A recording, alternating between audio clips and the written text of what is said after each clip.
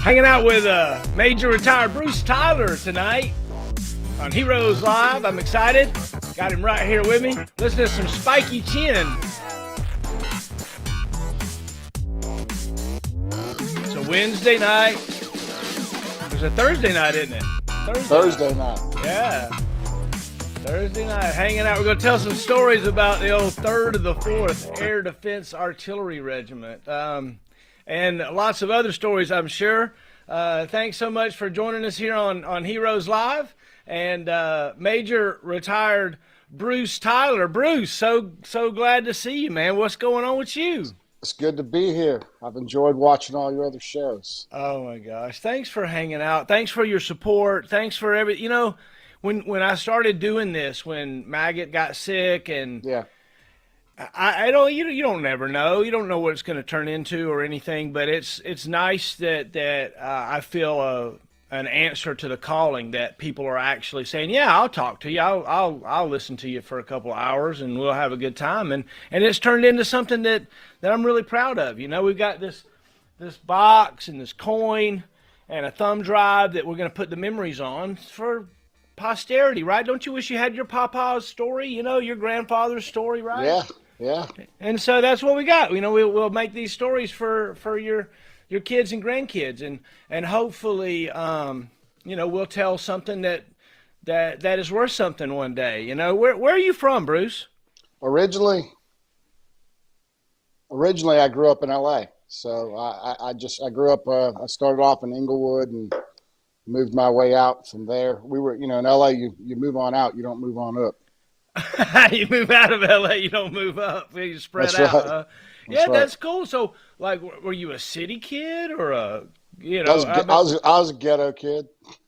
Okay. That's like it's hard to kind of think about, LA, right? When you get when you hear about New York City, you get a picture in your mind. When you get a LA, I don't know what comes to mind other than Disney World and Hollywood, right? Or urban sprawl, right? So, Right, yeah. no, I actually used to live right across the street from Hollywood Park and the Forum, where they just built the new SoFi Stadium. So I grew up a Rams fan. It was neat because I got to go back there for the Super Bowl and watch the Rams win right across the street from where I used to live, which was pretty cool. Yeah. Oh, that's got to be really wild. That's a neat kind of thing to do something like that. What was, you say you're a ghetto kid? What was what was growing up like? Was it bicycles and walkie talkies and running around in the woods, or were you dealing drugs on the corner, or I mean, what was going on? I mean, there wasn't a lot of woods around. I mean, Inglewood is there's not a lot of woods in Inglewood. But no, it was a decently tough childhood growing up, Right. So Right. there a lot, it's certainly growing up in LA, I guess, prepared me for Afghanistan, probably. Oh, you're probably right. You were part of a group in the Army that were known as scrappy and in your face and not scared to call a spade or whatever. What was that? Was that something that you learned in the Army, or was that something you brought with you from LA? No, I think I had more punk in me than anything before I joined the Army. So the Army kind of got that out of me and changed my perspective on life. Were you a malcontent joining the Army, or was that something that you wanted to do your entire life, was join the Army, or how did you come about that? Well, my family is, I've got a lot of Army service in my family history. And, my most recently, me and my uncle and my grandfather was 82nd Airborne Division, World War II and Korea, had all the major jumps in World War II. So that was something that I wanted to do. Oh, wow. So you knew about the legacy, and you had a kind of a path that you thought might be beneficial to you. Were you a good student and stuff in high school and stuff? I mean, obviously you're smart, very smart, I'm embarrassed to say I had a 1.6 GPA. I was told my entire high school time that I better get a trade or a skill because I wasn't going anywhere else but maybe jail. But they weren't talking about your intellect. They were talking about your dedication to duty. Hey, I like to drink beer and play football, so that was the priority. Did you play high school football? I did. I did. Oh, what was your position? I played tight end and outside linebacker. Oh man, you hit somebody. Outside linebacker, man, that's tough. Yeah, it was That's a fun. that's a tough position. You look like an outside linebacker. You do, you do. You look like got big broad shoulders, and man, I don't want you coming after me, man. I want you coming after me. You said tight end was the other position? Yeah, just on the other side of the ball. So I was just, Yeah. I had a 1.6 GPA, so I couldn't walk far. They wanted to make it easy for me to figure out. Go stand on the end. Just That's get on right. the end to Just the switch either sides. side. That's right. Oh, that's great. Did you have aspirations of being a football player? I thought I would like to play college ball, but with a 1.6 GPA, and there's a lot of athletes out there that have made it with a 1.6 GPA, but I believe their talent was much greater than mine. So You if just you're going have to have a 1.6 GPA, you better be a strong, strong, strong player. So you better have lots of girls wanting you to that's tutor later late at night. that's right. What what what was your ambitions as a kid? What did you think? 6, 7, 8, 10, 9. What did you think about you were going to do when you grew up? I really didn't know. I mean, I always thought about going in the Army. You know, grew up watching Army movies, and wanting to do that, knowing my family's service. I didn't really have much other ambitions beyond that. Didn't really know what I wanted to do. I guess that's kind of the product of coming from where I came from. You automatically felt that, you had limited options. What tell me about your family around you when you were a youngster? Did you have brothers and sisters and Oh yeah, we had cousins, brothers, sisters. I've got my sister is the next oldest, then my brother, and then in high school, my parents had a whoops and had twins. Oh wow, So that's yeah, so awesome. so there's five of us there, and then cousins and uncles and aunts. Yeah. Yeah.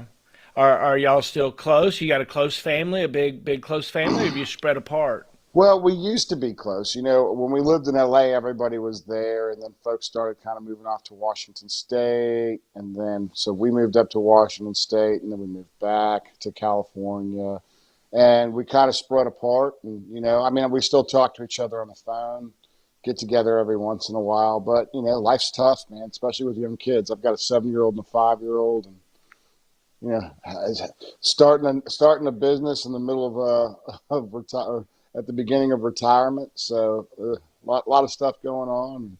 Everybody's busy, just like we are, and so you find that time when you can. So tell me about, joining the army and basic training. A lot of people tell me like the first time I was on an airplane, I was going to basic and those kinds of things. What was it like that for you? Well, I remember. The day I showed up to basic training, my first day in the army was April Fool's Day. So it was it was an interesting April Fool's Day. I remember going through, showing up. I remember getting off the plane. I remember showing, and right when we showed up, you immediately began that duffel bag shuffle where they started laying into you, and then they put us into a transition before we can actually go into our actual barracks. And I remember some of the guys who were air defenders, who eventually became air defenders. Some of the guys, had to sneak some cigarettes with them and stuff like that, and that didn't work out so well for us because we all got smoked for it. And it was a nice introduction to the Army on April Fool's Day. So the very first day in the army, you guys ended up getting busted for like smoking some cigarettes when you weren't supposed to or something? Some guys did, yeah, yeah. Some I guys did. I was like, I didn't want to play anything because I didn't know what I was walking into, and you see movies and you think things are going to be tough, so you just kind of want to make sure that you're not the guy that's getting everybody else screwed over. Oh yeah, that's right. Do you remember ever having a situation where you were the one that got caught and you were the one that got in trouble for something? So in basic training, yeah. So I remember we were transitioned. We had just completed right basic training, and all the air defenders. We were at Fort Sill, right. So all the air defenders were all going to Fort Bliss. So they wanted to align the classes. So they wanted to align the classes. So we were all there. Some of us a little bit longer. I remember Burnley. He was there longer than everybody else, waiting for everyone to catch up with him. And I think Dohan and MAJR, they were all on the same time. Schimmel may have been a little off. I can't remember exactly who was where, but we had that time. And when you have time on your hands and you're a brand new private, I might have asked one of the AIT students to get us a can of dip, and and there may have been some dipping going on while we were shining boots for an extra long time in the stairwell. Yeah, we got caught. That was pretty terrible, actually. I mean, we got our bags smoked all day and long. 5 gallon water pail. I mean, it was a pretty rough smoking. It was one of my best smokings in the army, and we were all told that we were not going to be going. Now, I don't think Dohan and MAJR and them were involved in this. They were just at basic training at that time, and we but it was me and someone else. I can't remember who else, but we definitely learned our lesson then. Ouch, ouch. You got the can of dip and then got busted uh, in the stairwell shining the boots. And It's we had another one too where we thought we were slick. Sometimes when there is a little a downtime in the training cycle, you're always doing barracks maintenance, right? And we thought we'd be slick because we didn't get any sleep really ever. And so we all decided, hey, let's tighten up our bunks and put our fingers up in the springs and just hold them there so we can get a nap. And we posted a guard. The guard, we thought we were running a military operation. We posted a guard at the door. The guard said nothing because the drill sergeant snuck in because he knew we were messing around. Snuck in. Oh my God, he woke us up. That was terrifying. That was another good smoke session in basic training. So oh my gosh. Did you make the transition from citizen to soldier well? Were you good at being a soldier? there were some times we had this drill sergeant that liked to punk out people during PT every now and then. So at one point we had an argument back and forth, and then I just kind of realized I just need to shut my mouth and move on and get through this. So I feel like considering where I was before I started and the transition. I think by the time AIT and jump school was over, I think it was a good transition. Oh, good, good, good, good. So you went to jump school after AIT?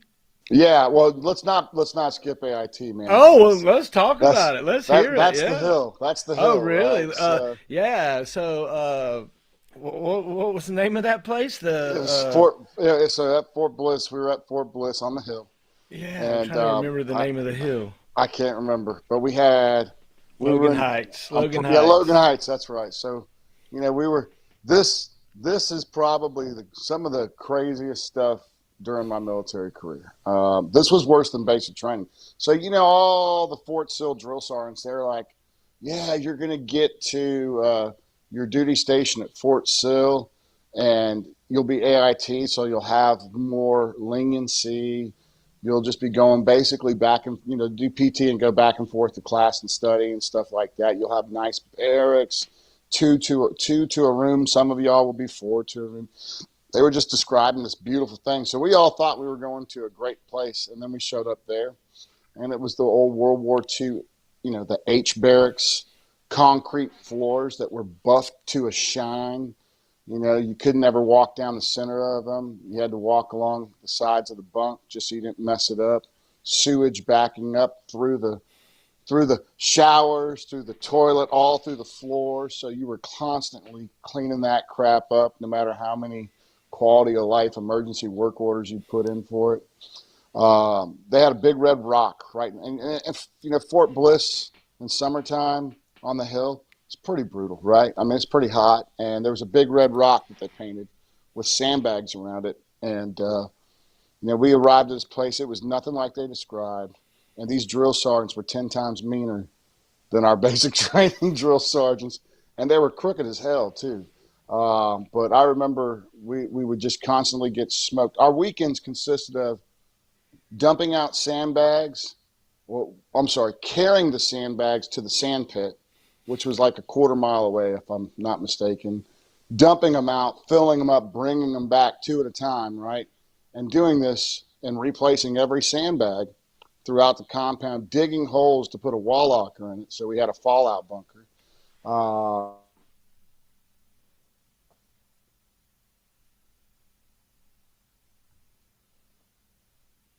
Dead grass out of rocks. They wanted us to separate the light rocks from the dark rocks and then smoke the hell out of us because there's no segregation in the Army. It was nonstop laying into us. And I think we got one pass. And I remember it was right towards the end. And we got one pass. And those drill sergeants, like I said, they were crooked as hell. So we all went on pass and we came back. And the drill sergeants, there was the two of them that were on duty were smoking weed in the bus. And, I growing up in LA, I knew what that smelled like. I knew what they were doing. And I was the guide for that battery, right? So that platoon or whatever. So they were all trying to mess with my guys, and I kind of put a stop to it, and I stood up between them and said, "Look, you guys are smoking weed on that bus, and you're going to come out and try to smoke soldiers while you're under the influence of an illegal substance. That ain't happening." So they're like yelling at me and yelling at everyone. I remember this guy by the name of Wiseman was running around, they tried to send him to the rock. I sent him to the barracks and told him to go to the barracks. Then they tried to smoke him again, and it was just big to do, right? And at the end of the day, I just put all the troops into the barracks and had it out with the drill sergeant. And he ended up getting me in the end because, we had to take a PT test, right, at the end right before you leave. And he made sure that he was right there on my push-ups, which is, always been able to max out push-ups. It's never been an issue. And it was just, you counted 1, 2, 3, 4, 5, 6, 7, 8, 9, 10, and it was 11, 11, 11, 11.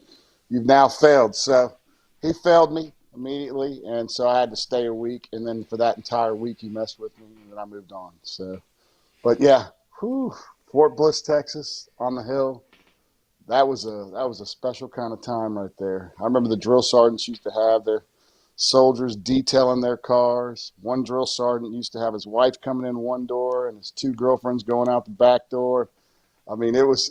I won't say any names, but it was something special, and we were getting waxed every day.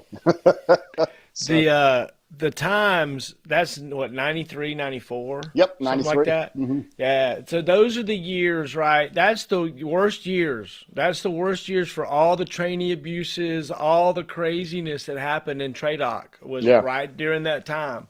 Because after it, a few people got caught and everything, they got a lockdown on it and everything. But boy, yeah, those were wild days back then, man. It But was. they were. And you had a wild crew that you were with. Tell me about these AIT boys that you were with. Well, you had Burnley, Dohan, MAJR, Schimmel, all of those guys. They were just pretty self motivated guys, wide open. I mean, we were all wide open. I mean, we definitely embraced our time in the Army as young troops. But everyone was also self-motivated. Every single one of these guys did extra stuff on their own, as far as whether it was studying or whether it was squaring away a uniform or whether it was PT or no matter what it was, we all wanted to do as best as we can possibly do. And I think that was just because we kind of embrace that work hard, play hard mentality, and that, if you're a rock star at your job, you might be able to get away with getting in trouble a little bit. So Hey, that's the truth, though. If you got something to bring to the table, your leader's gonna back you if you mess up a yeah, little bit. yeah, because we were a little wild, so we needed that little extra goodwill. So I think, I don't know if that was a motivating factor, but it certainly helped from time to time. So. Oh But wow! yeah, So, so we all, we did basic AIT and jump school. We were all pretty close together. I think Burnley may have been, like I said, there may have been like a 1 month difference there. But we were all right in tight there. And then we all went to Korea together over to 5.5 ADA. And whew, that was, that was a pretty phenomenal duty station up at Camp Stanton. That was, we all enjoyed it. Korea was, for 18-year-old who liked beer, that was great. It was a great oh time. wow! So Yeah. were y'all of drinking age? In Korea, we were back Okay, then. okay, Back then, okay. you only had to be 18 in Korea, so we can drink. So we drank, and we drank a lot. We we would, like I said, we'd go. We were just training for the 82nd. That's all we were doing because we we we had a bunch of NCOs that that were going back and forth from 3-4 to 5-5 and then back. So they were on the rotation, and they made sure to let us know what we needed to do to prepare ourselves for third or the fourth. So that one seemed, of all the things that they said we needed to do, the drinking part, we had that covered. We were good. Y'all were a T in I that. mean, that we even had vending machines in the barracks, and at some point somebody figured out if you tip them on their side, they start popping beers out. So, Oh my come gosh! come around the 13th of the month, and or and the 30th, or before that pay kicks in, things get a little tight when you're a private. So, Start tipping beer machines. My buddy Scott Gamble says hello, Bruce. He helps us with our sound. Thanks, Scott, for watching. We appreciate it. We're here with Bruce Tyler, Major, retired, telling stories. He came into the Army back in a time where it was like the last of the crazies. I mean, it was a wide open time. You came in with a group of people that really, really had some skills and what'd you call it, self motivation. I mean, some yeah, superstars. You guys yeah, are a I group of think they were. superstars. I think they were. I got here's an example. So when we're in Korea, right, and we're just a bunch of privates. Some of us had some recruiting rank. Others, like me, probably wasn't smart enough to figure it out. So my winter BDUs had no rank to hold down the big elephant ears, just flapping in the wind. But we there was this thing called the Iron Warrior competition in Korea at the time, and it was basically it wasn't infantry, a 3-day infantry competition. They had all these different events that you had to do: live fire, op 4 range, or not live fire, but op 4 range with miles gear, with live, op 4 in it, and taking out a machine gun nest, and obstacle courses, and an op 4 land nav on a mountaintop. And so basically there was op 4 moving throughout it, and you had to move out as a squad level, all of that stuff. And anyway, we all trained on our own. So we'd go out, and we'd grab rucks, we'd grab MREs and water, and we'd just go out and train and train and train. And we had fun with it, and we were all dedicated to just trying to be as badass as we could be, basically. And we ended up getting there to that competition. You needed a lieutenant and a sergeant. So we found ourselves a lieutenant and a sergeant. The lieutenant found the only poisonous snake in Korea, and his arms had swollen up like a club, so he was out. And then on the third day, our sergeant on the obstacle course broke his ankle. So it was the last event, and he broke his ankle on that last obstacle on the obstacle course. And then at the end, we had a 4 or 6 mile run or something like that. It was either 4 or 6, I can't remember. But we got in formation, carrying our NCO who had a broken ankle, and called cadence all the way through the whole run. And people were telling us, stop calling cadence, break up out of your formation, open it up so you can get some air and breathe. And we told them that wasn't the standard, that this is how we do it. So we went ahead and finished that whole run, and carrying our NCO, calling cadence, and I remember when we came across the finish line, General Luck, who was the area commander at the time, General Luck was going crazy for us because he had seen us in all of our other competitions and what we had done. And it almost felt like a Stripes moment, you know. But he came out and said, he was air defense infantry, air defense infantry. And we looked at him, we corrected him, we said, no, sir, that's air defense artillery. So, that's what kind of troops that you're dealing with. They're all self-motivators. They're all intelligent. They were all physical beasts. They were all just driven, disciplined, and wild. I say disciplined. Let's not focus too much on the one portion of discipline because we were pretty wide open. Yeah. Yeah, Schimmel and I worked together for a while. I was actually his boss for a while, and I had to pull his throttle back, man. I was like, "Whoa, Schimmel, what are you doing, man? You can't do that." Yeah, yeah. Schimmel is we used to call him. He's gonna hate me, right? He's probably watching. We used to call him Gerald the Animal Schimmel. Schimmel was always the old man of the group, so Schimmel. He was at least 30 or 40 years older than the rest of us. I don't know how he got the waiver that he got, but so he had a little bit more life experience than we did, and man, he was something else. It was fun. After we left Korea, we all came obviously the third and fourth, and Schimmel and I were at Charlie Battery together, and Dohan MAJR and Burnley, they were all over at Delta. But Schimmel and I, we were kind of, that was our. We had to look out for each other. He was in one platoon, I was in the other. Then he came over to our platoon, but yeah, we definitely had to have each other's backs in that platoon because I remember the first day we showed up. Showed up to 82nd, first day of PT. Sergeant Ed, one of the best platoon sergeants I've ever had in my life. Ex-Marine, we called him the Rooster, and we show up and we're doing PT, and I just remember him just not liking the level of performance that we're displaying at the time, and he just looks at us and says, "You mother better get motivated," and then he goes and he just grabs one rope in one arm and one rope in the other and climbs straight up, flips upside down, slides back down. Let's go, and just takes us off the area, Jay, him leading the way. Oh And yeah. we did like a 8 or 10 mile run, and then we get back from it, and he's just smoking our bags. And I remember just saying, man, maybe I'm not cut out to be here, because if it's going to be like this every day, I've got to learn. I've got a little bit of catching up to do, man. I thought we were all in shape and we were all kind of badasses on our own, but that was a quick lesson that we weren't, And but old Sergeant Ed, he was a good dude. Yeah, so Schimmel and I, Burnley, Dohan MAJR, we used to always try to do things together, study together for the boards and everything else. A lot of times we'd end up with a couple cases of beer in Burnley's room with his, I think it was a cockatiel or some kind of bird that he had in there that he wasn't supposed to.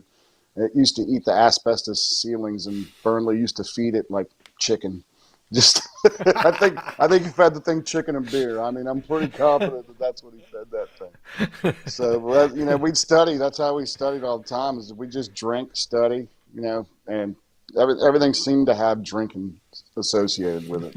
I don't know why. It's just the way it goes. It's just the way it goes. You were a Avenger guy, right? Yeah, so we all came in 14 Sierras. That's where they did the MOS consolidation. I think they got rid of the 16 Papas and created the 14 Sierra, where they had the Stingers, Avengers, I think Hawk, and the how am I drawing a blank now? Oh my God, Vulcans. Yep. Consolidated them all right then, which didn't help us for promotions later on, but No, that's you okay. did not. So yeah, now we were Avengers, and we were going. One of the good things was not that we ever really got to use the Avengers much, but one of the good things was going to Korea first. Is that we had the Avengers out there, right?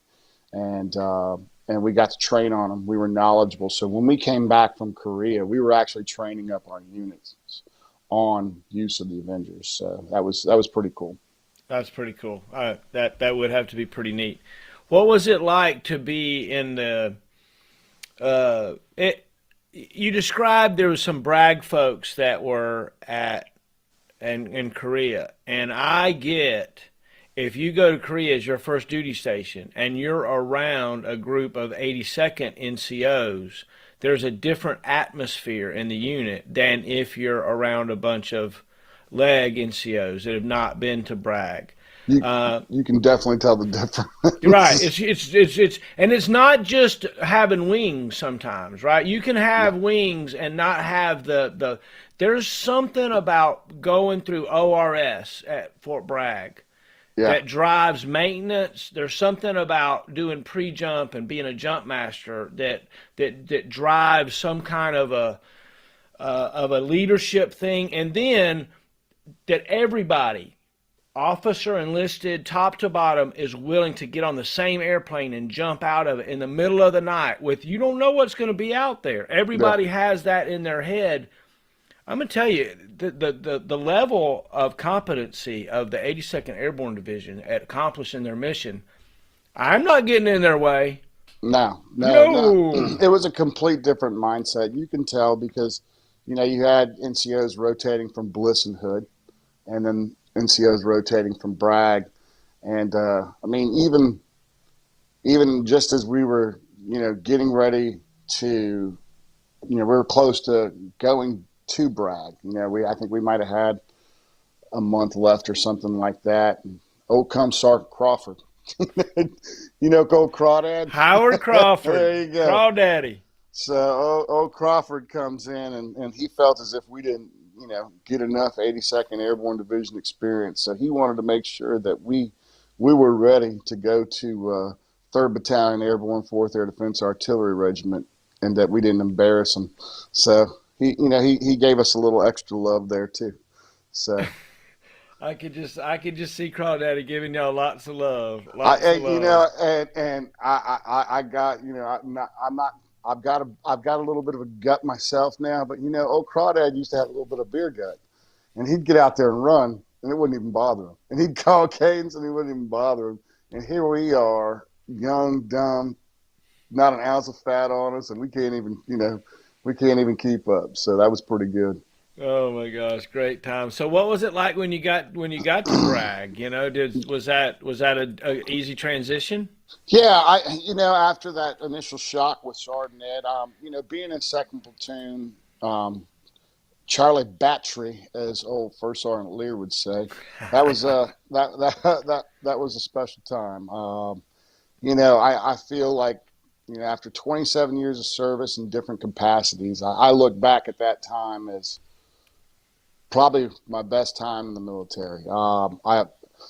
There were lessons that I was learning that I didn't realize how valuable those lessons were until later in my career, when I've had a little bit of experience and was able to kind of look back and reflect and see, oh, okay, here's why we did this stupid shit, right? But you had just this level of leadership, and it all started with the backbone of the Army, the NCO Corps, and the NCO Corps was strong. And some folks might have thought, oh, the NCO Corps was strong and railroad in the officer corps, but it wasn't like that. The officer corps was also strong, but they were strong enough to understand that they needed to allow the NCO Corps to do their job and not get all up in their business, the NCO business. And I got to tell you, I had not had that same experience again in my career for a long time. I just, there has just been this movement to change leadership in the military and take NCOs out of their role. And I just think it's been a kind of a terrible movement in the Army. But looking back, the NCOs and third or fourth, I mean, they were all a direct reflection of our leader, right? Sergeant Major Adams, the Bear. And Sergeant Major Adams, he was going to make sure that all of his soldiers were living up to the standards. I mean, you just see him sitting, hiding behind a tree, I'm behind a tree. piece of trash over on the grass, seeing if any soldiers walk by, just to test to see their integrity, to see if they're doing the right thing. And if they weren't, boy, mm, you didn't have to worry about Sergeant Major Adams. He'd yell at you for a little bit, but you had to worry about your first line supervisor, because your first line supervisor was in Sergeant Major Adams' office that night. Didn't matter what they were doing. If they're on leave, pass, he'd call them up. So, Oh yeah. but he maintained standards, and that was reflected all the way down through each leadership level. I'm not saying that every NCO was the strongest NCO. You're gonna have weak leaders, and you're gonna have strong leaders, and you're gonna have leaders that have different strengths, right? But throughout throughout the whole line, everybody put forth the effort to be to live up to Sergeant Major Adams' standards, which were Army standards, probably a little bit higher than Army standards. But you know, they, the NCOs knew everything that was going on in their soldiers' lives. They trained their soldiers' lives, and third of the fourth was it was a leadership breeding ground. And I say that because I remember from just being an early soldier, they were training young soldiers to be NCOs, to be leaders, to look at things, attention to detail, and that's one of the things that you could tell when we were in Korea with the NCOs was the level, the attention to detail level, right? It was high, and that certainly was the case back at third of the fourth, just because if you're not paying attention to the smallest details when you're jumping out of a plane, when you're JMPIing something, something's going to go wrong, somebody's going to die. So I think that reverberated throughout our battalion, specifically in the Bastard Brigade, because we were the only ones, nobody wanted a JMPI, a Womack jump pack. Nobody wanted a JMPI, a Stinging Missile jump pack. So by the nature of our mission, we needed to have a ton of jump masters. And I don't know what the ratio was, but I'm pretty confident if you go per capita, we had the most amount of jump masters than any other battalion in there, in division. And that was everyone aspired to be a jump master because it was a huge part of our mission. Our mission set was to jump out of a plane with a missile strapped to your side, hit the ground, and move out and provide overwatch for the unit that you're covering. Right, that's our mission set. So everybody had to be a jump master, and that's probably why we had, you look at that, we're breeding young soldiers to be leaders. I think Burnley may have been there. There was another cat by the name of Bishop, and myself. You're looking at, and if Burnley wasn't a corporal, he was just past being a corporal on this when he went to jump master school. But you had DA appointed corporals that were jump masters. And that wasn't taking place anywhere else in division, Right. So that is a reflection of the leadership training program that third of the fourth was, and they took the mentality of work hard, play hard. It's seriously because I agree. You had to be able to blow off some steam, right? Because you're going to be given everything you can. You're asked to do stuff that no one else is out there to ask, and they're challenging. It's difficult. There's stressors involved, and if you aren't able to blow off a little steam every now and then, your valve's going to break, and you're going to blow off a lot of steam all at once, and it's probably going to mean something really bad, right? So I think our leadership recognized it all the way from the generals. I mean, hell, even General Shelton said that one time during a JRTC brief, right? So. They all recognized it back then, and that's where the role of the NCO was supposed to know everything that's going on with you. What are you doing on the weekend? Who are you hanging out with? If you run into any issues, call me. I'm gonna wear your ass out later, but I'm gonna keep you from getting in trouble. I will come drive anywhere I need to come and get you. And that's the way it was. A little bit harder on the families, right? But that's the families. That's the reason why they capitalized the F in families and AR 25-50 is because they sacrificed too, right? Amen. But that's the mentality that took. Even I don't know. I have fond memories from that, and they also knew. The UCMJ has a section of the code that is specifically related to NCO business. Okay. And when I talk about NCO business, I mean an NCO, I'm not talking about major crimes. Okay. The Army has made everything a crime, so you can do whatever you want to them whenever you needed to. Well, the leadership back then used to apply the NCO crimes as the NCO business. Disrespect, that's NCO business. Let the NCOs handle it. Take them out back, wear their ass out. It's probably not going to happen again, right? If you're showing up late to a formation, you're not going to show up too many times later again after you have to do 25 different formations. It's called corrective action, right? Corrective action is exactly, that's the way that you deal with those things. And then, if you have a pattern that just they're not going to get straight, sometimes you'll find them. That's when you do paperwork on somebody, and it's time for them to move along and choose a different path, right? But there's just look at Dohan, Burnley, MAJR, Schimmel, myself, all of us. We've all gone on and had successful careers in the Army. All of us have influenced other soldiers in the Army. All of us have contributed to different mission sets and helped in the success of our subsequent units. And I can tell you that that's because of the mentality of leadership back in the day, back at that time at 3-488. And I don't mean, that we were always good. That's not what I'm saying. Today, in this day, one of the reasons why I left active duty is because you've got a lot of leaders who'll take that NCO business set of code and use it as a weapon, right? And what I'm talking about is take a guy who's been deployed 6, 7, 8 times. Okay, his family doesn't really know him. His kids don't really know him. He didn't see his kids grow up. His buddies died downrange. He's got some issues. We say, we care about those issues. We care about mental health. But you know what? If he goes to mental health and he really talks about what's bothering him, he's not going to have a job anymore. And he's going to be on his way out doing something else. And so, a lot of soldiers, like we did back in the day, self-medicate through alcohol. And something happens, you have a minor incident with alcohol related, believe it or not, this is shocking, but, you got drunk and you got into a fight. Okay. Think about back third of the fourth. Okay.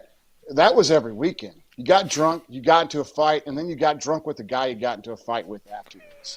Okay. Yeah. But all of a sudden now, in today's Army, you got drunk, you got into a fight, that's an alcohol-related incident. Someone's starting bad paperwork on you. Get this little thing called a GOMAR that has no burden of proof whatsoever. And this is, I call it leadership through JAG, okay? This is some JAG advising some general saying that this is a good idea to give them this paper. And then, you know what happens? Later on down the road, a show cause board happens for that officer, or a QMP board for that NCO. 16, 17 years of service, multiple deployments, sacrifice on behalf of himself and his families, all for some small little minor offense that his leadership should have been able to address on its own, and now he's gone. Loyalty used to work both ways in the Army, and that I couldn't be a part of anymore because I saw it time and time again. So as a JAG, I had to process that paperwork, or my trial counsel would have to process the paperwork. And I don't know. I just had a different mindset, so it was time for me to bounce. But so I went to the Guard after that. But going back to that, that was kind of just Tarantino'd it a little bit right there. I went back in time, forward, and now we're going to go back in time. But every single one of us, Burnley, Dohan, MAJR, Schimmel, me, all of us have gotten in trouble. All of us have done things that if we were in today's time, we wouldn't be here. And if you think about the effect of that, think about how much positive change for the military just those individuals have caused for the Army. And If we applied today's mentality to us back then, none of those good things would have happened for the Army, for the soldiers around them, and their units. It's just and some of those cats have done some pretty spectacular things, and they're still doing it, right? And they're just great leaders. And whenever you have a great leader, that reverberates throughout everyone that works for or with them. And we just got to get back to proper leadership. This leadership through JAG crap is ridiculous. It's spineless. It's gutless. And we need strong leaders. Look, we're asking men and women to do extraordinary things. We're asking them to be killers, okay? You're going to have some side effects from that. If you're going to train them to be the killers that they need to be, they're going to be a little bit broken. They're going to be a little bit broken from it.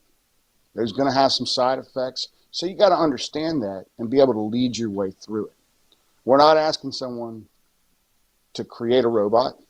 We're not asking someone to create, most perfect individual. We're asking someone to create soldiers that will become physically fit, attention to detail-oriented team players that will go out and they will put a bullet in the enemy's head. At the end of the day, every soldier is supposed to be able to do that. So you've got to be able to deal with it and handle it. And that mentality that leadership had, third or the fourth back then, they knew that. They had it down. We were raising rough badasses that could work hard and play hard. Just look, and I'm rambling on, I know I am, but you just look at, you remember the pit? So we used to have the pit, right? So you had the PLF platform right in the middle of the pit. We'd pull that crap out of there. And at least in Charlie Battery we did this. I'm pretty confident the other ones did too. But, you line up one platoon on each side of the pit. And then anybody can call out anyone. Didn't matter whether you're the commander, first sergeant, lieutenant, XO, or private. You can call out whoever you wanted to call out. And that was our combatives. And, you couldn't do any closed fish punching or kicking someone when they're on the ground, but you can get as rough as you wanted to.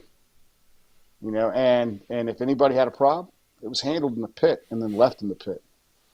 And if you were soft, you were going to have to find a way to suck it up and make it through it because someone's going to call you out. And if you decided later on that the Army's not the life for you, that's fine. Because we need people that can face that adversity, face that physical challenge, take a hit, and move on. And some folks can't do it, and they probably shouldn't be in that job. So, that was. We also had another form of combatives. I don't know if you remember this, running down Ardennes. Crossing the yellow line. It just never failed that somebody always wanted to elbow the other person's cadence collar or take their guide on. And then next thing you know, it's battery on company. Everybody's beating the crap out of each other. And it's madness. It's chaos. And then everybody laughs afterwards. Some folks are bleeding and they go back. But that's the mentality. Obviously you don't want everybody fighting and all the time. But this is what I'm saying. The mentality that you've got these guys who are strong, right? And we didn't have combatives back then. That was our combatives. I remember sitting out one day before PT, and I don't know if you remember Mello. Did you ever run into Sergeant Mello? Oh yeah, I know Mello. So Segredo, remember First Sergeant Segredo? Segredo comes out, and Mello boy, love those Cowboys, and so we were out at formation. Lear wasn't out there yet. So Segredo wanted to come mess with us, so he called us to attention. And when we came to attention, Mello yelled out, "Cowboys!" And Segredo was like, "What was that?" And started wearing us out and tearing into us and everything. So old Mello, he had to escalate that. So when we went out, we went and did our PT and did our run and came back through right by Segredo's office in the barracks, hollering out, "Segredo, where you at? Get your ass out the rack." And I'm like, oh, this is not going to be good. So he got pissed, and then there was this like rivalry between Charlie Battery and Lear and Segredo.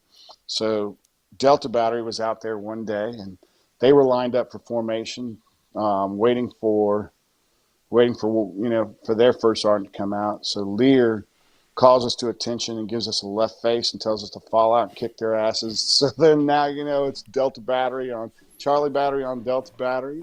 At the end of the day, it's all in good fun. We all understood that there was no malice on any of that stuff. But that's the mentality has changed. The dynamics have changed. I understand that things can't necessarily be the exact same way they were back then, but the leadership effort, the leadership knowledge, the leadership care, the leadership involvement is why things were a lot different back then compared to today. And if you can have that level of involvement, you can understand what's going on in soldiers' lives, and you can prevent a lot of stuff. That's one thing that was stressed down through the lines, and it's it's something that is pretty rare. And through 27 years of my career, I haven't seen it exactly duplicated. It's certainly been the best place for that, and it's helped me throughout my career. Amen. I took it all the way throughout it, so I enjoyed every minute of it, even when I didn't. I enjoyed it Yeah, later. I exactly. Right. enjoyed it. In retrospect, I enjoyed it. Tell me But about jump master, being a jump master. Tell me about the school yeah. and all that stuff. Oh, I got a few jump master stories. How much longer do we have so I can make sure I don't run over on these stories? No, Uh, so we got three yeah. hours. We're Oh, an okay. hour. We're almost an hour into it. Oh, okay. So yeah, being a jump master, I was like I said, I was a corporal. I was excited. I was nervous going to jump master school. I didn't get it first time go. I had to go back through JMPI, and got JMPI the second go round, and I was good. I remember I was going too fast. Even though you go slow as smooth and smooth as fast, you just remember all that time in the pit and understand that JMPI and three jumpers ain't easy. That clock's always in the back of your head, because the first time I did slow as smooth and smooth as fast, I was over by about 40 seconds. I'm like, there is no way I'm going to make this. So, but no, once I finally got it, I was really excited for it. I really enjoyed doing jump master duties. It was that next level of leadership that you can only get in airborne units. Every green tabber should have been a jump master, and I mean, at least that's the standard that Sergeant Major Adams would hold, what I'm sure still claim to this day. And and it was great. You get out. I remember, good Lord, I had right out of the gates, I had a couple of night AJs. I got my safeties banged out, and I got a couple of night AJs. And everybody's always hunting for those night AJs, and I was fortunate enough to get a few of them. Hell, one of them was on Nap of the Earth to Fort Bliss C-130 in-flight rigging, dropping off in the desert there. And oh man, that was brutal. Let me tell you, that's the only time I threw up on a plane. And I grabbed my little bag out of my helmet, out of my Kevlar. I threw up in it, and I threw it at the safety when I went out the door. I'm sure he was not happy about that, but that was but doing jump master duties was great. Being able to just it sounds stupid, but being able to JMPI someone and looking at them, letting them know, hey, you're good, and being able to give them that little extra level of comfort, especially a young soldier, right? Young soldiers nervous about jumping, some old soldiers nervous about jumping, especially Hayward. He's got the biggest eyes leaving an aircraft. I mean, Hayward was like coming out. You can always see him. Like, yeah, Hayward, I just dropped that on you. You can pay me back later. Um, but no, but being able to just sit there and let them know, reassure them, hey, look, you're good to go, dude. You're good. You're going to be fine. Because that's what we've always been told to trust in our equipment, right? And you've got someone, I mean, really, I'm afraid of heights.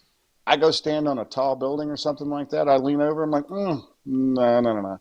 But if I have equipment that I can trust in, I'm no longer afraid, right? And that's what used to translate to me was if I knew that I was good, it's not going to bother me.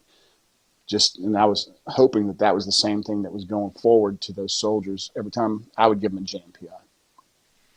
Hey, there's something special about the bond between a jump master and his chalk, and it's a neat thing. We were gladiators back then, right? Yeah. Modern gladiators. We Oh were yeah. willing to strap on a missile Yep. and jump out of the aircraft in the middle of the night. And you already talked about scurry up into some hide spot and stay for weeks on end if we That's need right. be.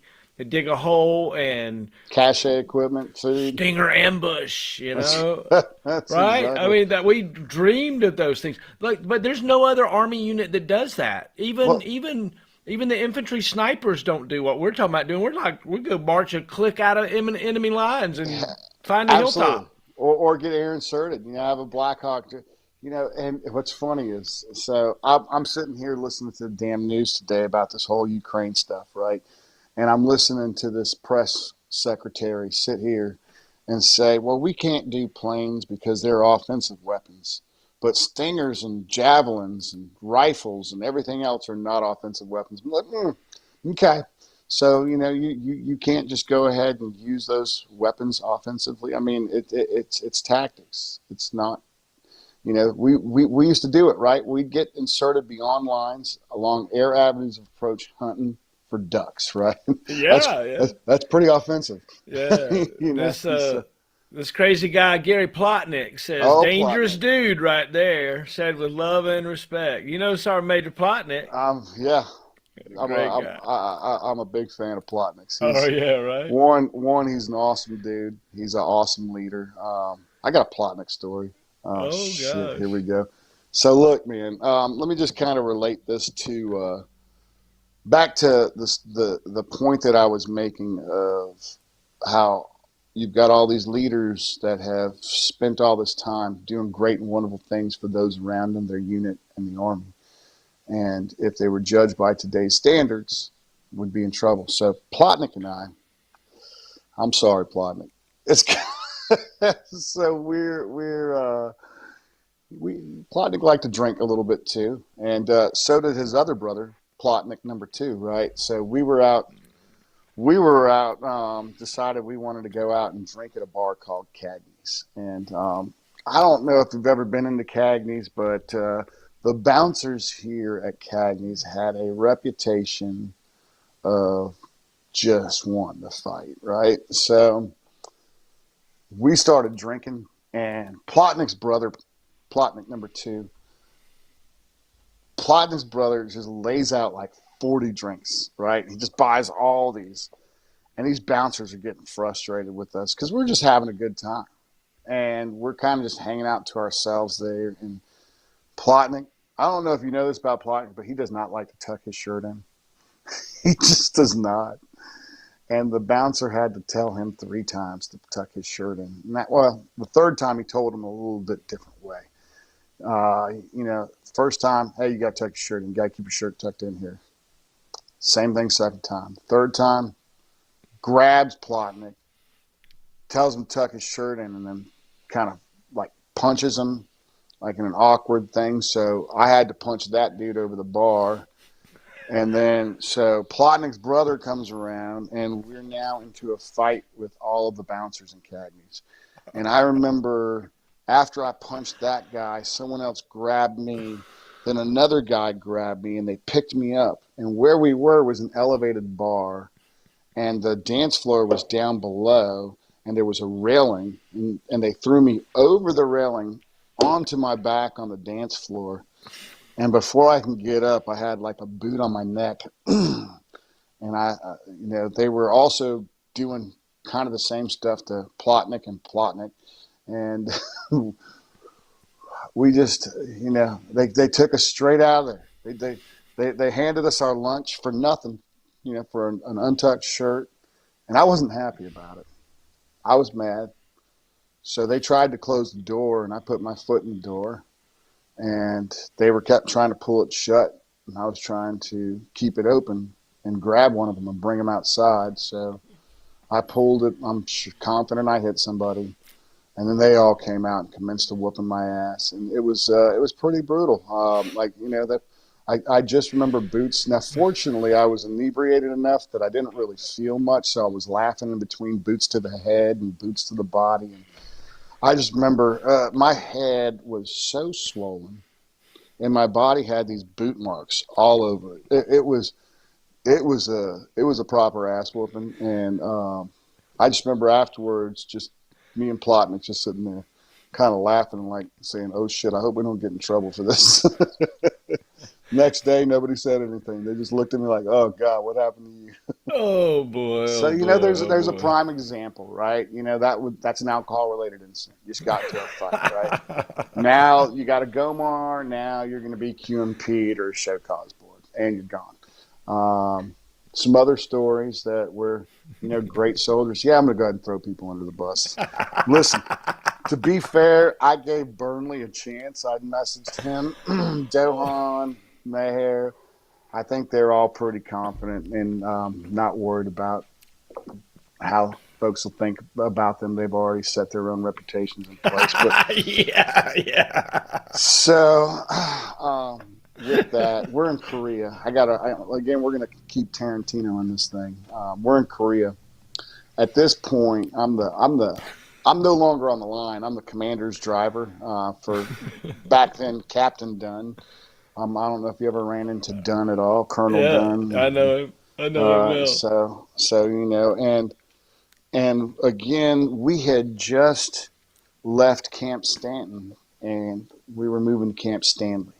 Camp Stanton was awesome because it was an airfield. This story's going to get a little long because it was an airfield, and the motor pool was right next to the airfield, and the barracks and offices were across the street on the other side of the street, right? And we were up not far from the Z, a few clicks around a place called MGen, but not too far from MSR1 and the bridge no return up to Greaves and Boniface, I believe, if I can remember correctly. But we were in a great spot.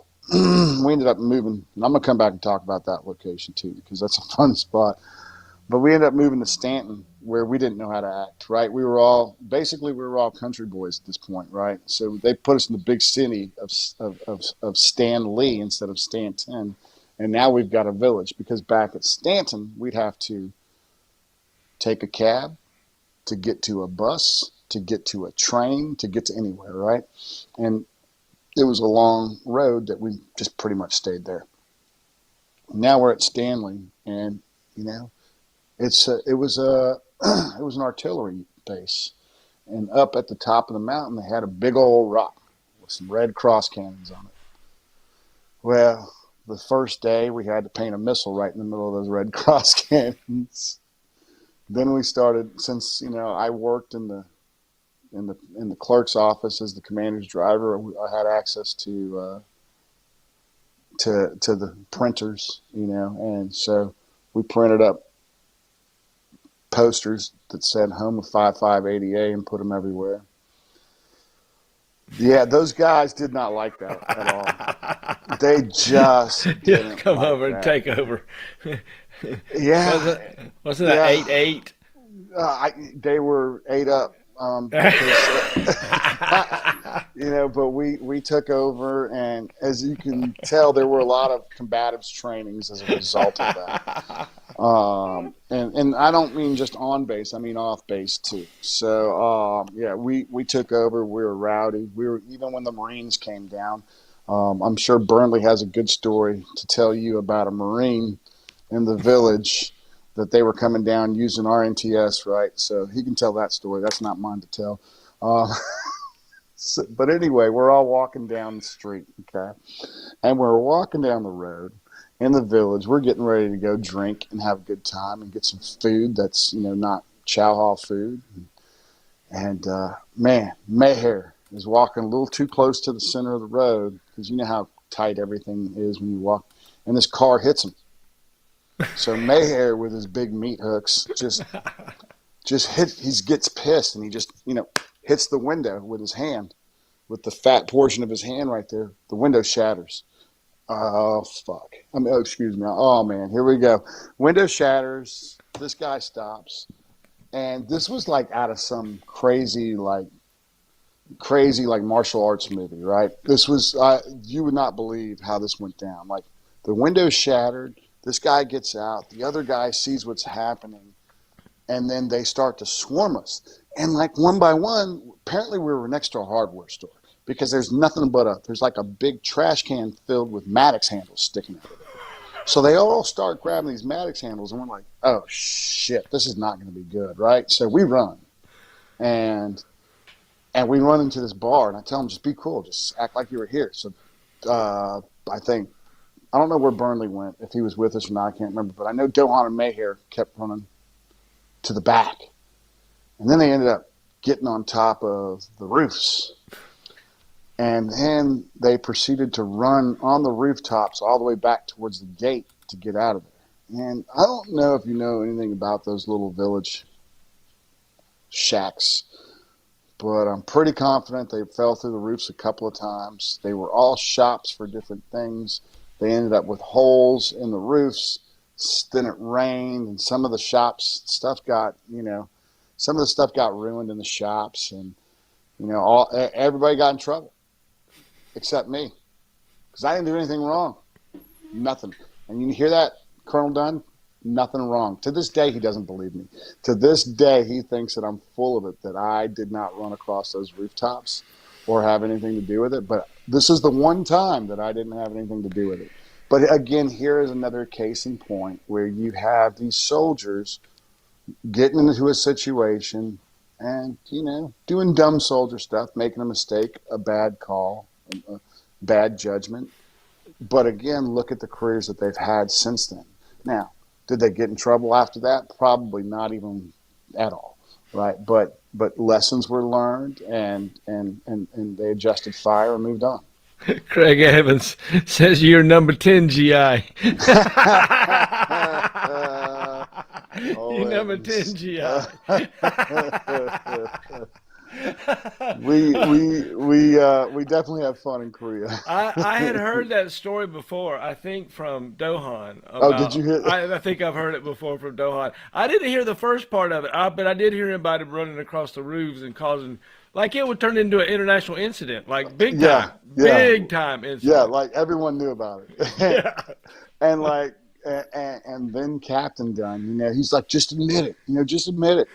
I'm like, sir, I ain't admitting it because I didn't do it. I didn't do any of it. I sat there at that bar when all this stuff was going on, and I acted like I was there, and I let everybody run past me. And he's still, look, if he watches this, he's probably still not going to believe it. But that's okay. That's okay, Colonel Dunn, because Yellow Pelican still likes me better, and he'll know what that means. Oh, I love it. I love it. I love it. Don't you love the inside jokes you end up and the things that like only 2 or 3 people know about in the whole world? That's right. That's right. Exactly. And that one's ours. You are so you're a lawyer. Tell me about leaving air defense and tell me about that. So I it took me forever to make sergeant because we were maxed out on points because that consolidation. So I started. We had Captain Chapman. I don't know if you ever ran into Captain Chapman, but he really started. First we had Hampsey, who, by the way, slapped the crap out of Knots in the pit one time when Knots was messing, then wrapped him up like a pretzel. It was pretty funny. That was a great time. But Captain Chapman really was kind of my first experience to trying to get an education because we needed promotion points. And, I never thought I could go to school because I was told I couldn't. So he started doing after work now. He would do classes, and they would, some of these are 4 hours long, right? So you'd go, you do PT, you go, you get change, get chow, work all day, formation, hurry up and get chow, and you were back in that seat up in the day room and doing classes with Captain Chapman. So that kind of let me know, because when you grow up told you can't really do much, that's kind of what you believe, and there might be a little bit of I wouldn't say inferiority, but just the belief that's not going to be for you, right? And he kind of showed us that no, that can be for us, because he was trying to help us get promotion points, help us get educated. And again, another example of here, he's an officer, he's a leader, he's caring for his soldiers, he's taking time away from his family to better us when he doesn't have to, right? Amen. And oh, by the way, he let the NCOs do their job and handle their daily business. So, Right. but that's again another example of strong leaders, and that's why officers have their role and NCOs have their role. But yeah, so he kind of showed me the way on that. So I just did a little soul searching. It was about time for me to go to the board for staff sergeant. And, I just said, well, I got to figure out if I want to do this college thing, if I think I can, because I started to have a little bit of confidence in it, right, after doing that. So I just decided, you know what, right now I feel great. I'm a barrel-chested freedom fighter.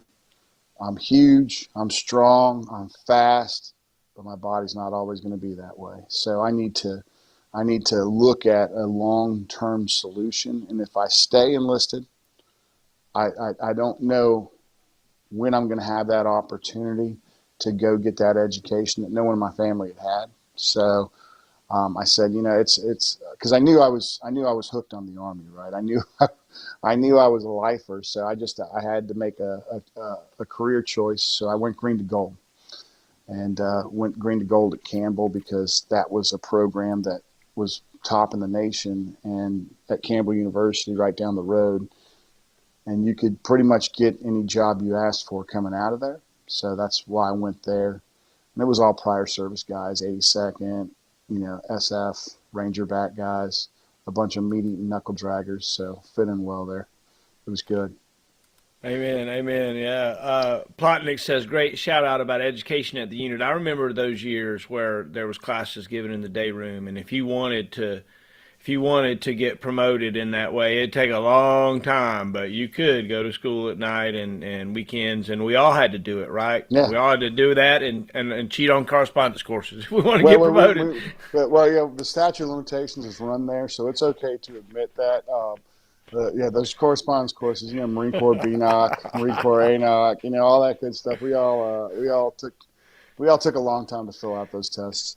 But no, we were at 798, man. We had to do everything we can. That meant all your military education. That meant all your correspondence courses. That meant your PT test, right? You needed at least, what was it, 275 or 300 on your PT test? I can't remember to max out on. It was probably 300, right? So, but you had to do everything right. You had to shoot expert. You had to get every single point you can get, and then hope that it dipped down below 798 so you can get picked up with 790 points, right? So, Yeah.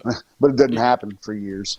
You remember us waiting for the Army Times to come out? I mean, it was like, I it was do. just like, because I was at E5P for 6 years. Yeah, yeah, oh yeah.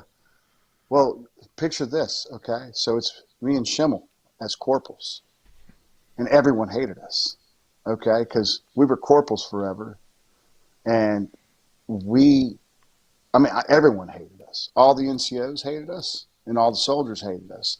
I remember we'd have NCOs, sergeants love to mess with us, buck sergeants and staff sergeants, because they can put us on details that they didn't have to do.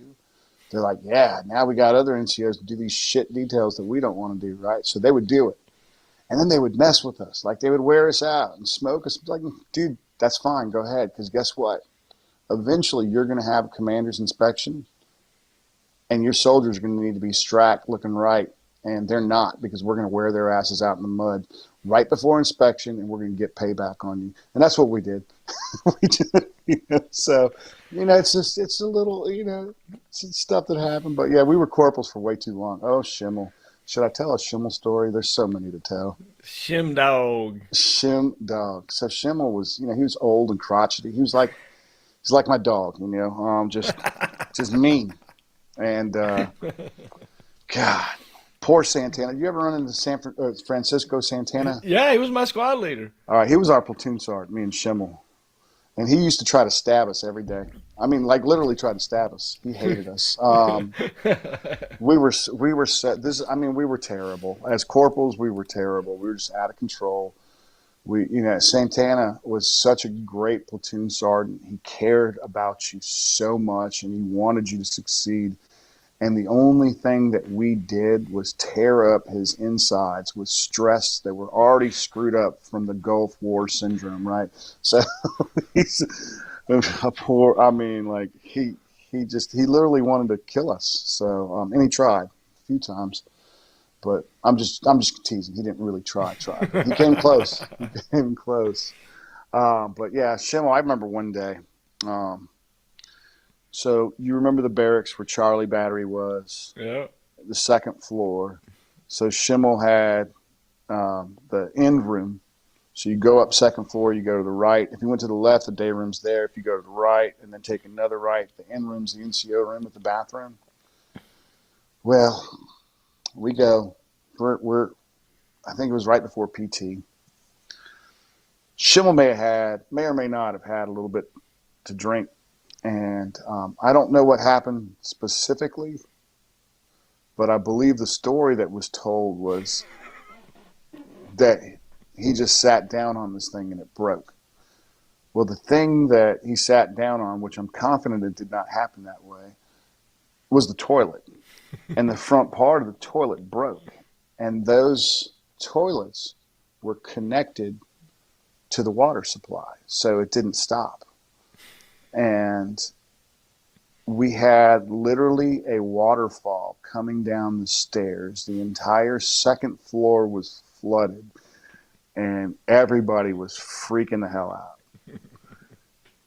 And whatever Schimmel did, I mean, dang, that was, I thought for sure he was going to get major trouble over that. But again, here's another example where he's stressing Santana out when he didn't need to be. Oh my gosh! Schimmel ended up living in my old house. I owned a condo in Barton's Oh yeah, Landing, and he ended up moving into that same actual unit after I had sold it. he Yeah, didn't. He didn't break the toilet, did I don't know. Probably did. He probably did. He probably did. Good old Schimmel. I asked him to be on here, and Schimmel's like, "No thanks," because I don't want to tell those stories. Well, I think Schimmel wants to leave those skeletons in the closet. That's what he. That's what he kind of said. He said I was a different person back then. Yeah, Probably better that I don't even talk about it. I was like, yeah. okay, man. Well, so Schimmel was at my wedding because I did a military wedding, and Schimmel, oh boy, Schimmel. I'm gonna leave Schimmel alone. I know he wants to leave that stuff in the past, but he was definitely my wedding, and we had a good time. So Well, you Schimmel, you guys were road dogs of all the road dogs. I we mean, you guys. we definitely we were, like I said, we were pretty out of control. I mean, we had to be, right, because there's strength in numbers, Oh my and gosh. so we pre- we were pretty much crazy enough that people just stopped messing with us, and we were the best at our job. Like you couldn't mess with us at our job, right? We were. I mean, let's be honest. There was a while there that we didn't even know we had a Delta battery in competitions. I'm just saying.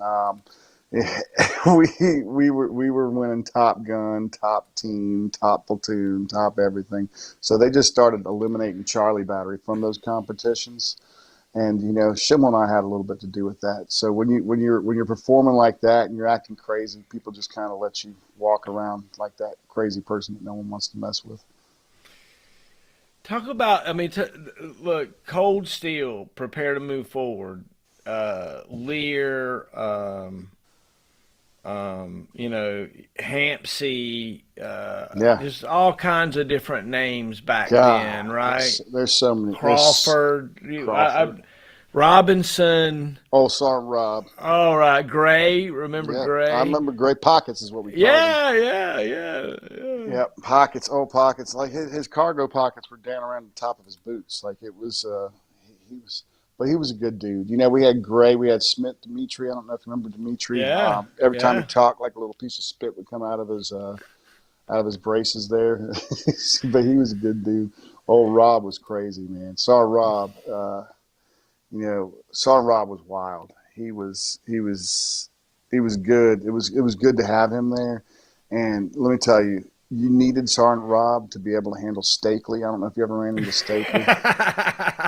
Yeah. Stakely was a special kind of breed, man, and the only person that could keep Stakely in check was Rob. And then we had I don't know if you remember Sergeant Grace. He was always the cool guy, Yeah. and we had Hayward. And Yeah. oh man, I got a great Hayward story. Trust me, Schimmel and I stressed the hell out of Hayward too. So,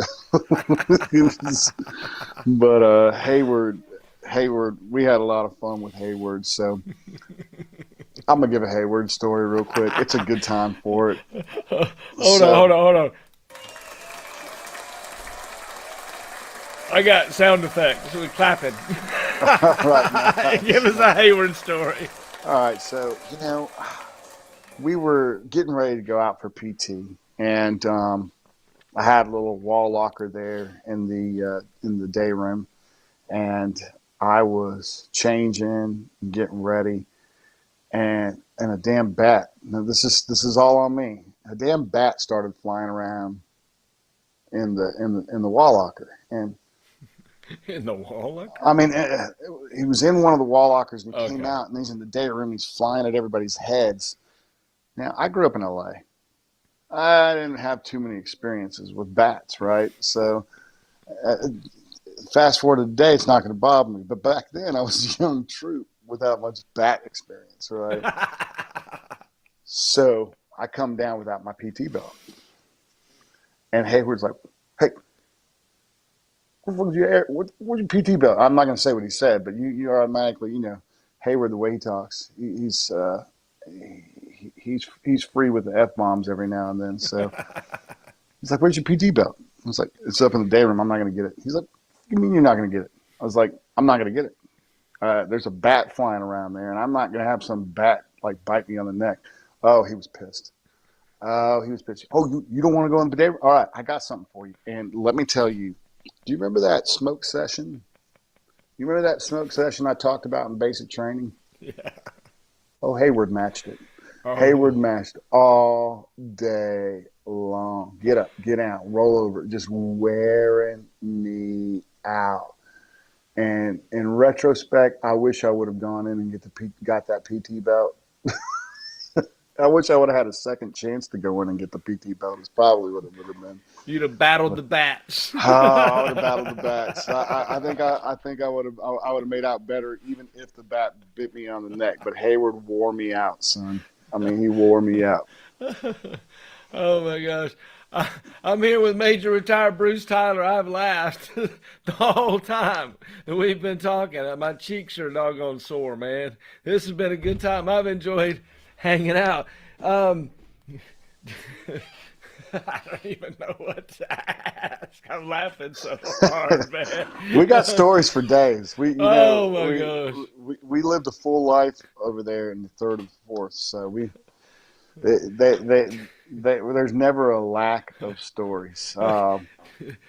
Tell me about whiskey. Tell me about whiskey. I'll tell you about whiskey. I can do that. Now here is an issue that I'm going to have to figure something out. And you're good on this tech thing, and I'm not. All right. So What's I going on? think I only got about 10% battery left on this phone. Okay. I don't know why Yeah. it's wearing out because I live out in the country, so it wears out Uh, pretty quick. So right. I need to figure out, do I need to make to where I switch to my computer, or should Can you just plug it in with a can you plug it in? I can plug it in, but Mm-hmm. hear me out on this now. Uh-huh. It's going to take me a second to get the plug, Yeah. and I've got to remove the headphones because the headphones are where the plug goes. Ah, I got you. I got you. I got you. Well, why don't we it's just a weird dilemma, isn't it? I don't know. Look, so It's been so much fun. we're not done yet. I mean, we can roll it till she dies, or we can just grab that charger. I just noticed it. Look, Oh my gosh. So do you want to pause for technical difficulties and then come right back to the spot and we'll have it fixed and no one will ever know that it happened. Yeah, go for it, man. Go for it. But I got some things to do. I got to grab some bourbon anyway, so I'll be right There back. you go. There you go. I got it. I got it. We're going to stay right here. We're going to wait for Bruce Tyler to get back. Spiky Chin's going. In the meantime, I'm going to show you guys a few things. Oh, my God. I'm enjoying hanging out with Major Retired Bruce Tyler. It has been a lot of fun. He's going to go get a few things. And I'm gonna laugh.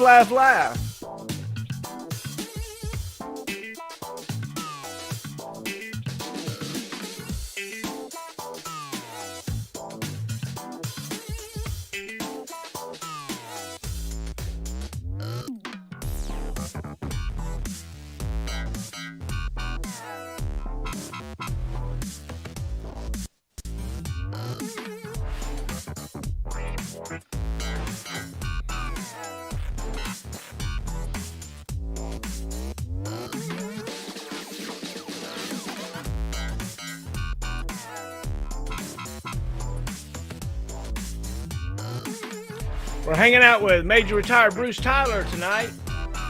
He's going to handle some technical difficulties with his phone. He'll be right back.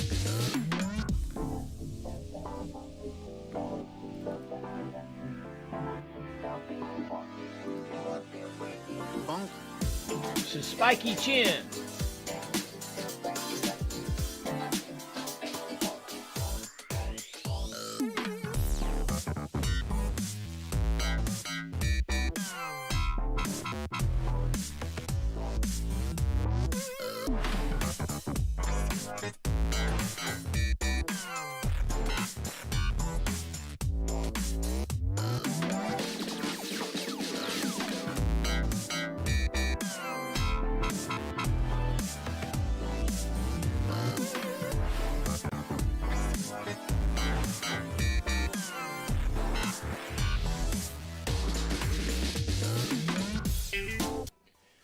I'd like to take an opportunity to thank our donors, our master-rated donors, Williams, Jackman, Calderon, Evans, Cobos, Wino. Thank you so much. Thank you so much.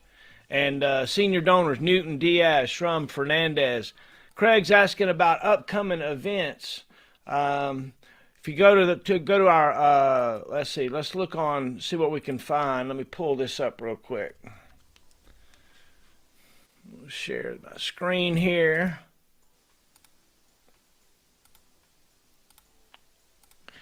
We'll look here at our upcoming guests here. So tonight we've got Major Bruce Tyler. On March the 21st, we've got Command Sergeant Major Dan Ridgway. And on the 22nd, we've got Colonel Matt Jameson. He's the current sitting battalion commander for 3rd of the 4th Air Defense Artillery Regiment, the unit that we've been talking about tonight. He was a student of mine, an actual lieutenant that I trained. And then March 24th, we've got Command Sergeant Major Sean Lear. And on March the 28th, we've got Command Sergeant Major Algris Williams. Wow, that's loud right there now. Do.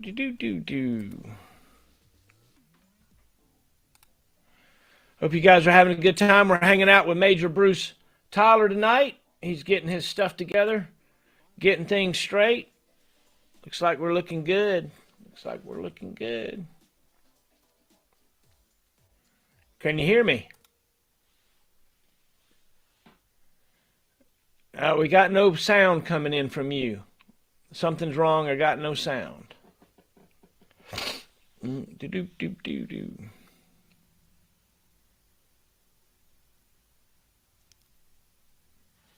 Still no sound.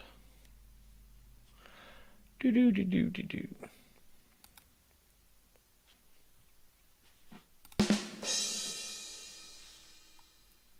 Testing all my little sounds on here. We're here with Major Retired Bruce Tyler tonight, having a good time talking about some old Army stories and such. It's been a...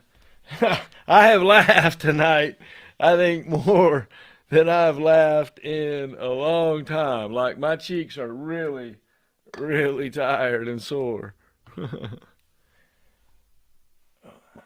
No, still nothing. Da-da-da-da-da-da. We got some technical difficulties. Test, test, test, test, test. Test, test, test, test, test, test. I see you. I can't hear you.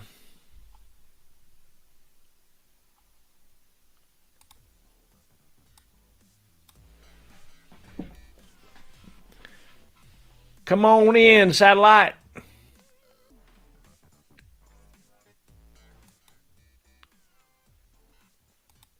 Nope. Doop de doop de doop de doop doop.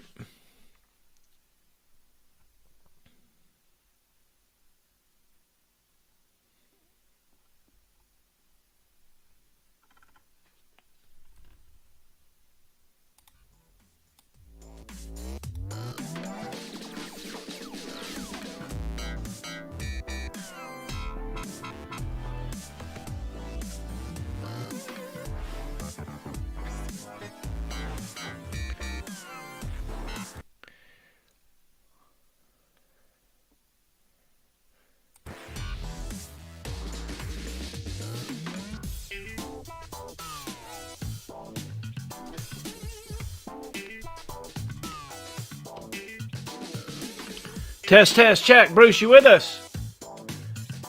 No sound, huh? What's going on? Da-da-da-da-do. We're here with Bruce Tyler, everybody. Wonderful paratrooper, air defender, lawyer. One of the good guys.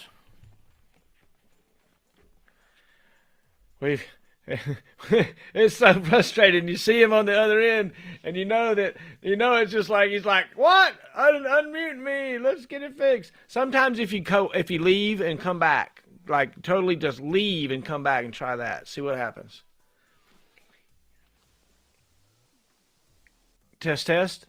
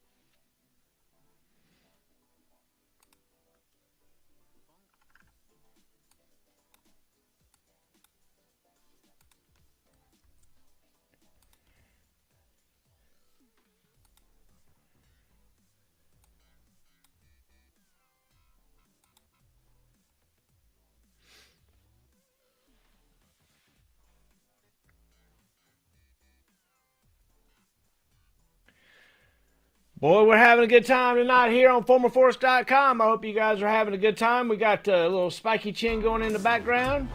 Bruce Tyler's coming in and out, trying to get his stuff straight. We get straight.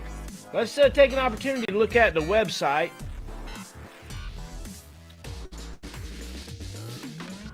What this is about. It's our maggot. It's our mason.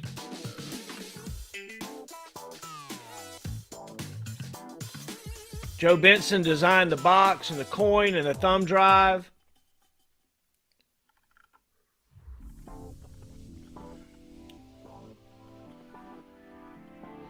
There's our little bios there.